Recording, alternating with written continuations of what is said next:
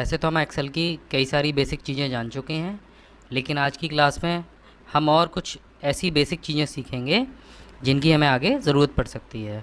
जैसे कि एक्सेल में रॉ और कॉलम तो आप जानते ही हैं, लेकिन अगर ज़रूरत पड़ने पर किसी टेबल में रॉ और कॉलम को इंसर्ट करना पड़े, यानी कि एक लाइन और बीच में जोड़नी पड़े या किसी को हटाना पड़े, तो वो हम कैसे करेंगे। ठीक है, हम जानते हैं। सबसे पहले हम सीखेंगे रॉ और कॉलम को कैसे इंसर्ट करते हैं। अभी यहाँ पर आप एक टेबल देख रहे हैं और हमें कॉलम नंबर 3 और 4 के बीच में एक रॉ और इंसर्ट कराना है, या हिंदी और गणित के विषय जो हमने यहाँ पर बना रखे हैं इनके बीच में एक सब्जेक्ट के लिए एक कॉलम और बढ़ाना है। तो वो हम कैसे करेंगे। तो सबसे पहले हम जानते हैं कि हम रॉ इंसर्ट कैसे करेंगे। आपको जिस भी रॉ के ऊपर, मानिए 4 के ऊपर एक रॉ इंसर्ट कराना है या 5 के ऊपर कराना है, तो हम 4 को सेलेक्ट करेंगे इस तरीके से। ये देखिए मेरा एरो यहाँ पर जा रहा है, ऐसे सेलेक्ट नहीं करेंगे इसको, इसको ऐसे सेलेक्ट करेंगे और माउस से राइट क्लिक करेंगे। यहाँ पर आपको इंसर्ट का एक ऑप्शन दिखाई देगा, आप सीधे सीधे यहाँ से इंसर्ट को दबा दीजिए। ठीक है, या एक ऑप्शन और भी है, इसको यहाँ से सेलेक्ट कर लीजिए और सेल इंसर्ट मेन्यू में जाइए।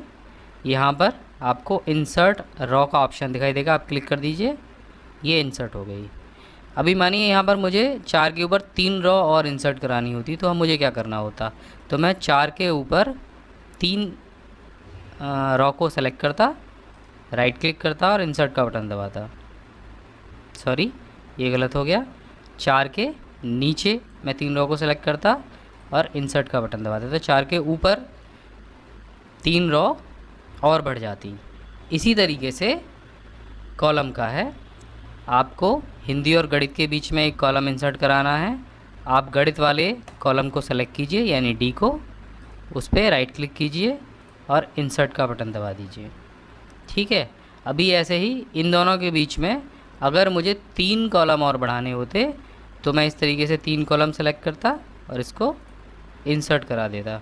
यहाँ पे फिर हमने गलती कर दी, हमें 3 गणित से इस तरफ सेलेक्ट करने हैं और इंसर्ट दबाना है। ये देखिए 3 कॉलम और बढ़ गए, एक पहले था, ये 4 हो गए। अब हमने कुछ कॉलम ज़्यादा बढ़ा दिए और हमें ये कॉलम हटाने हैं, तो बस वापस उसी प्रक्रिया को दोहराइए। उन तीनों कॉलम को या चारों कॉलमों को सेलेक्ट कर लीजिए, राइट क्लिक कीजिए, यहाँ पे आपको डिलीट का ऑप्शन मिलेगा, उसे डिलीट कर दीजिए। इसी तरीके से आप रॉ को भी डिलीट कर सकते हैं।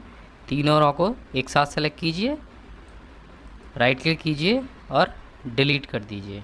ये तो हो गया रॉ और कॉलम इंसर्ट कराना और उनको डिलीट करना। अब बात आती है हाइड करने की। हाइड करना यानी छिपाना। अभी यहाँ पर मुझे ये सारे जो ऑप्शन आपको दिखाई दे रहे हैं, इनमें से किसी एक कॉलम या एक रॉ को छिपाना है, यानी मेरा डाटा तो वहाँ पर रहे, लेकिन जब मैं उसको प्रिंट निकालूँ या और कोई उस चीज़ टेबल को देखे तो वो रॉ केवल छिपी रहे, यानी दिखाई न दे। तो इसके लिए बड़ा सिंपल सा काम करना है आपको। जैसे मुझे ये योग वाला, मैंने योग लगाया तो है, लेकिन मुझे प्रिंट आउट में योग लेना नहीं है, मुझे इंग्लिश तक के सारे नंबर लेने हैं और उसके बाद प्रतिशत लेना है। तो आप योग के कॉलम को छिपाना चाहते हैं तो सिर्फ उस पर एक क्लिक कीजिए, पूरा कॉलम आपका सेलेक्ट हो जाएगा। जैसे इस क्लिक को करने से पहले ध्यान दीजिएगा कि यहाँ पर इसके ऊपर एक डाउन एरो बन जाएगा ब्लैक कलर का। इस तरीके से आप अगर करेंगे तो ये शायद अच्छे तरीके से काम ना करे। इसको क्लिक कर दीजिए ऐसे और राइट क्लिक कीजिए, यहाँ पे आपको हाइड का ऑप्शन दिखाई देगा, इस पर टिक कर देंगे तो ये कॉलम हाइड हो जाएगा। ये देखिए F के बाद सीधे H आ रहा है, आपका G हाइड हो गया है। इसी तरीके से आप रॉ को भी हाइड कर सकते हैं। यहाँ पे ये 5 नंबर वाला, यानी मुझे हल्के नंबर नहीं देखने हैं, चाहे वो नाराज़ हो जाए। तो इस 5 नंबर वाले कॉलम को रॉ को सेलेक्ट कीजिए, राइट क्लिक कीजिए और हाइड कर दीजिए। यहाँ पर अब 4 लोगों के नंबर हैं, हालांकि हमें जो टोटल मिल रहा है, जो योग मिल रहा है, वो 5 का है। अब हम चाहते हैं कि हमने जो रॉ और कॉलम हाइड किए हैं वो दोबारा वापस आ जाएं, तो बस उसके आजू बाजू वाले दोनों कॉलमों को सेलेक्ट कर लीजिए, उस पर राइट क्लिक कीजिए। मैंने F और H को क्यों लिया है, क्योंकि इन्हीं के बीच का एक कॉलम हमने हाइड किया था। तो F और H दोनों कॉलम को ऐसे सेलेक्ट कर लेंगे, उस पर राइट क्लिक करेंगे और यहाँ पे अनहाइड का ऑप्शन आ जाएगा, तो ये कॉलम अनहाइड हो गया। इसी तरीके से रॉ को हम सेलेक्ट करेंगे, 4 और 6 नंबर रॉ को भी हम सेलेक्ट करेंगे और यहाँ पे हमें अनहाइड का ऑप्शन मिल जाएगा, इसको हम अनहाइड कर देंगे, तो वापस नंबर जैसे थे वैसे आ गए।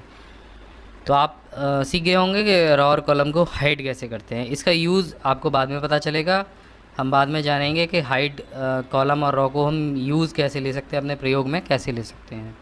अब बात आती है रॉ और कॉलम के साइज़ को बदलने की। साइज़ आपको मानिए इसको इस तरफ चौड़ा करना है या इस तरफ नीचे की तरफ इसको बड़ा करना है, तो आप कैसे करेंगे। बाय डिफ़ॉल्ट एक्सेल में जो साइज़ मिलता है वो आप देख रहे हैं, इस समय मैंने जो सेल सेलेक्ट किया है वो साइज़ आपको मिलता है, लेकिन आप अपने हिसाब से सेल के साइज़ को छोटा या बड़ा कर सकते हैं। इसके लिए बड़ा आसान तरीका है, आप कॉलम के जो आपके कॉलम के दोनों नंबर लिखे हुए हैं उनके बीच में आप एक छोटी सी लाइन दिखाई देगी।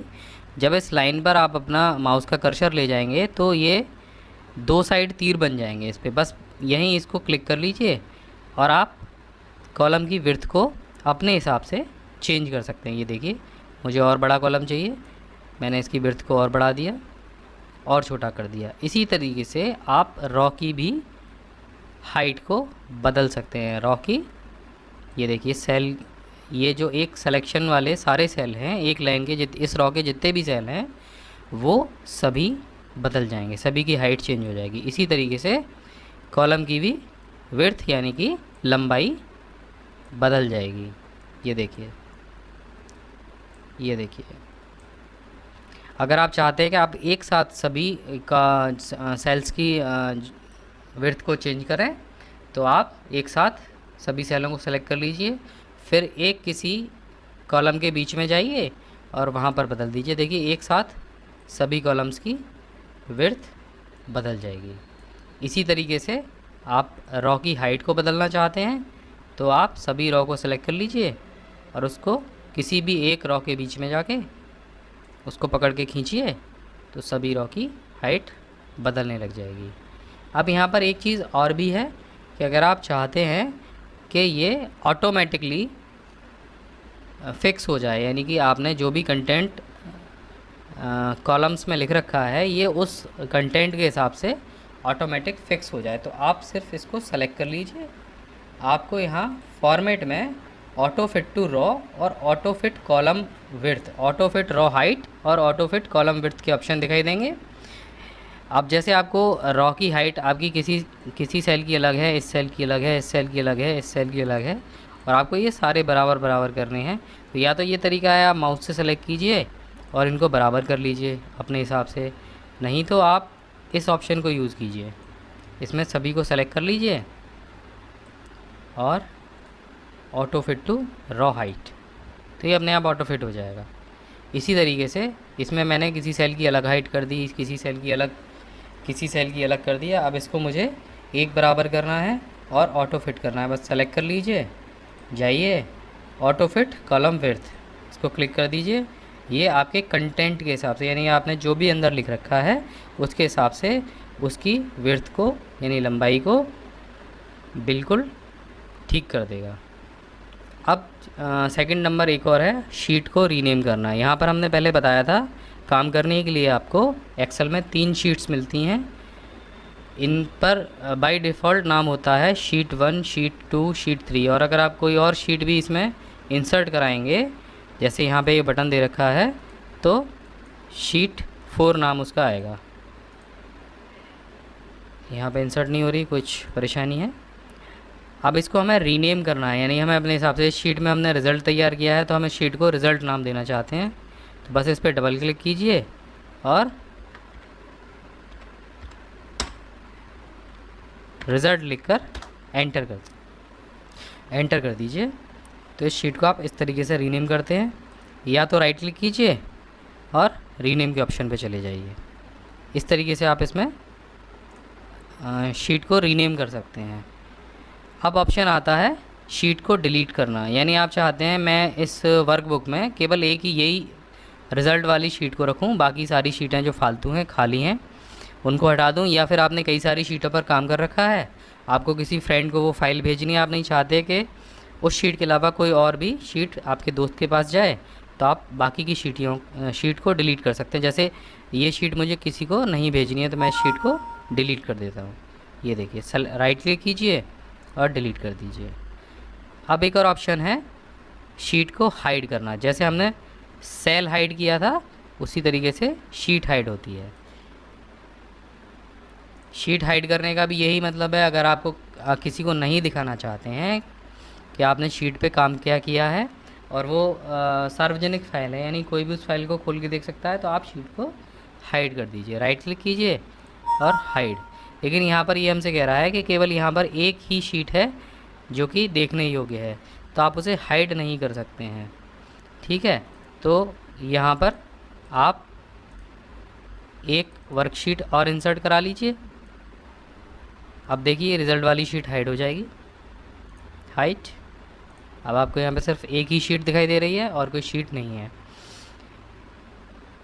अब हमें वो शीट दोबारा चाहिए। हमें अगर देखनी है जो हमने शीट हाइड की है वो कौन सी शीट है, उसे वापस कैसे लाया जाएगा। बस किसी भी शीट पर राइट क्लिक कीजिए, यहाँ आपको अनहाइड का ऑप्शन मिलेगा, इस पर क्लिक कर दीजिए। जब आप अनहाइड का बटन दबाएंगे तो आपको जितनी भी शीटें आपने हाइड कर रखी होंगी उन सब की एक लिस्ट मिल जाएगी, उनके नाम मिल जाएंगे। तो हमने यहाँ पे कौन सी शीट हाइड की थी, रिज़ल्ट वाली, तो उसको केवल एक ही शीट है यहाँ पे, उससे सेलेक्ट कर लीजिए और ओके कीजिए। ये देखिए वो शीट वापस आ गई। इसके बाद एक ऑप्शन और है टैब कलर। टैब कलर से मतलब यही है शीट के अलग अलग कलर होना।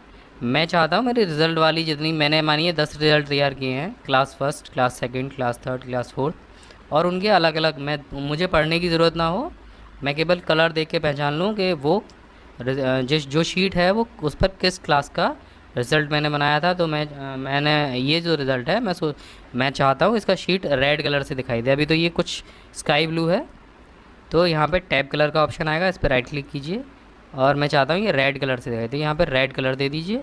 ये देखिए रिज़ल्ट की शीट का जो कलर है वो रेड हो गया। इसी तरीके से इस शीट का भी कलर आप अलग कर सकते हैं। इस पर मानिए आप किसी और क्लास का रिज़ल्ट तैयार कर रहे हैं तो उस क्लास को कलर कोड दे दीजिए, तो ये लाइट ब्लू कलर है, तो ये वाली जो रिज़ल्ट है वो रेड कलर पे है और ये वाली जो शीट है वो आपने लाइट ब्लू कलर दे दिया। इस तरीके से आप अपनी शीट को अलग अलग कलर भी दे सकते हैं। आज हमने एक्सेल के कुछ और बेसिक्स सीखे हैं, इसके बाद हम आगे एक्सेल की कुछ और चीज़ें भी जानेंगे। तो आप जुड़े रहिए हमारी स्मार्ट क्लास से। अगर आपको ये पसंद आया है तो आप इसे सब्सक्राइब कीजिए, दोस्तों के साथ शेयर कीजिए और कमेंट कीजिए। धन्यवाद।